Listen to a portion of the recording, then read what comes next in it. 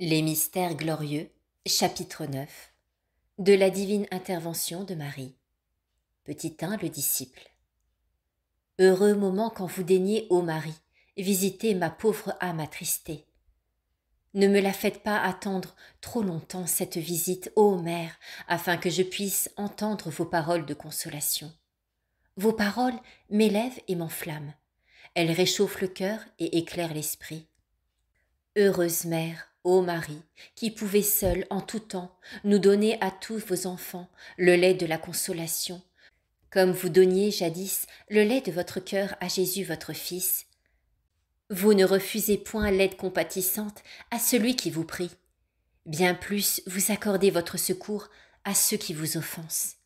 Ô Mère de tendresse et Mère de suavité, Mère de miséricorde et Mère de charité, Vierge incomparable et digne d'être aimée, Mère qui seule avait mérité d'avoir ici-bas pour fils le Fils même de Dieu né de vous. Vous êtes à la fois une mère pour tous et une mère pour chacun de nous, et vous donnez à tous et à chacun sa part de votre cœur et sa portion de votre amour. Ô Vierge bénie entre toutes les vierges, Mère des hommes et souveraine des anges, venez, arrachez-moi au poids de mes péchés et m'entraînez loin de la terre, auprès de vous. Répandez dans mon âme attendrie votre grâce, pareille à la rosée du ciel qui vivifie, afin que dès ici-bas je puisse ressentir que vous êtes la mère de la miséricorde. Petit 2. Marie. Je suis, ô mon Fils, la mère du bel amour, des douces craintes et des tendres paroles. Je suis la mère des vraies consolations.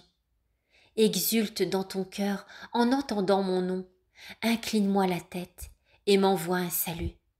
Tu honores le Fils en honorant la mère. Je suis, ô mon Fils, la mère de Jésus, et ce titre est ma gloire pour l'éternité. Songe à ce qu'est Jésus. Il est le Fils de Dieu, le Sauveur de tous, le Roi du ciel et de la terre. Il est l'espérance des justes et la paix des doux. Il est la force des faibles et la voix des errants. Il est le soutien de ceux que le malheur opprime. Il est le secours de ceux qui souffrent tribulation. Il est le refuge de tous ceux qui ont le cœur bon. Bénis donc mon enfant, et le Fils, et la mère. Bénis, et tu seras en retour béni par le Père. Rends honneur et rends gloire à Jésus toujours, toutes les fois que tu m'honoreras moi-même.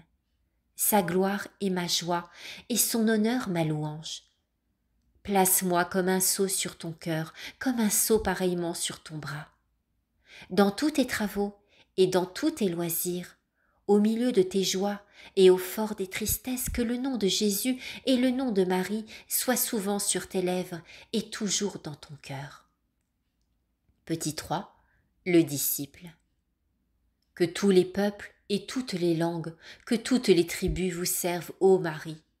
Que toutes les créatures s'inclinent devant vous. Que le ciel vous dise « Réjouissez, ô Marie, pendant l'éternité », et que la terre réponde « Réjouissez-vous pendant l'éternité et au-delà ». Que tous les saints proclament votre nom, ô Mère, votre sublime nom, et que tous les bienheureux exultent devant vous et devant votre Fils, notre Seigneur et notre Maître éternel. Soliloque de l'âme, chapitre 25. Homélie. De la puissance et des pouvoirs de Marie. La puissance et le pouvoir sont les prérogatives de la souveraineté, mais ces prérogatives peuvent n'être jamais exercées. Il est des souverains au cœur dur et à l'âme distraite. Marie est une souveraine, mais aussi une mère. S'il est si doux et si beau de voir dans l'histoire des reines unissant au prestige de la royauté le privilège de la beauté et le charme de la tendresse, que pouvons-nous imaginer de Marie? La puissance lui appartient, comme corédentrice du genre humain, ainsi que le proclame la liturgie. L'exercice de cette puissance lui est facilité par sa tendresse à l'égard de ceux qui sont ses enfants, adoptés en la personne de Saint Jean au Calvaire. Les pouvoirs de Marie s'étendent aux faveurs spirituelles, mais rejaillissent parfois jusqu'aux grâces corporelles.